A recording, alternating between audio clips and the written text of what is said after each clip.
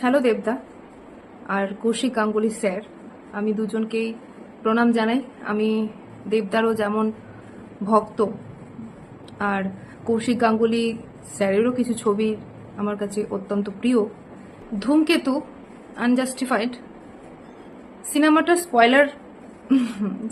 Spoiler কিছু নেই। সিনেমাটার স্পয়লার বলতে সিনেমাটা নিজেই। আপনারা অনেস্ট হয়ে একবার ভাববেন, আমার পোস্টে কমেন্ট করার কোনো প্রয়োজন নেই।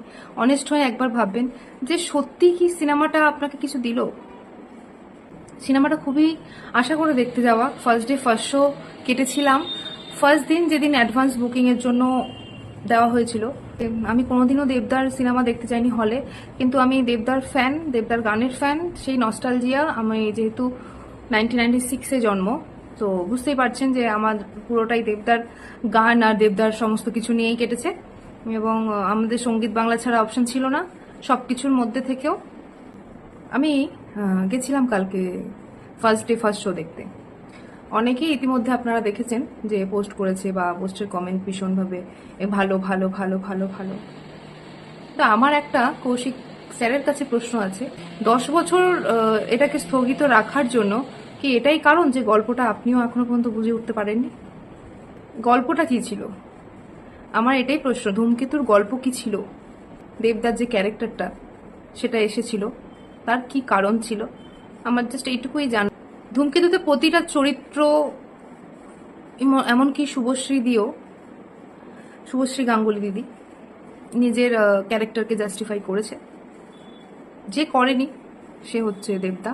আমি বলবো না এখানে দেবদা দোষ, দেবদা নিজের বেস্ট দিয়েছে। একটা কমার্শিয়াল হিরো, সেই সময় আজ থেকে 10 বছরের সময় সে নিজের বেস্টটা দিয়েছে। কিন্তু আমার কথা হচ্ছে, যেই মানুষটা খাদের মতো সিনেমা বানিয়েছে, যেই মানুষটা অর্ধাঙ্গিনীর মতো সিনেমা বানিয়েছে, যেই মানুষটা শঙ্কর মোদি বানিয়েছে, যেই মানুষটা জ্যেষ্ঠপুত্র বানিয়েছে, সেই মানুষটার কাছে এই আশাটা কি করা যায়? হ্যাঁ, এই যে দেবদা বা কৌশিক গাঙ্গুলি স্যার শ্রদ্ধেয় আমাদের এতগুলো ন্যাশনাল অ্যাওয়ার্ড পেয়েছেন, আমার মনে হয় যে সৃজিত দা, শিবপ্রসাদ দা, এনারা কালকে খুব হেসেছেন।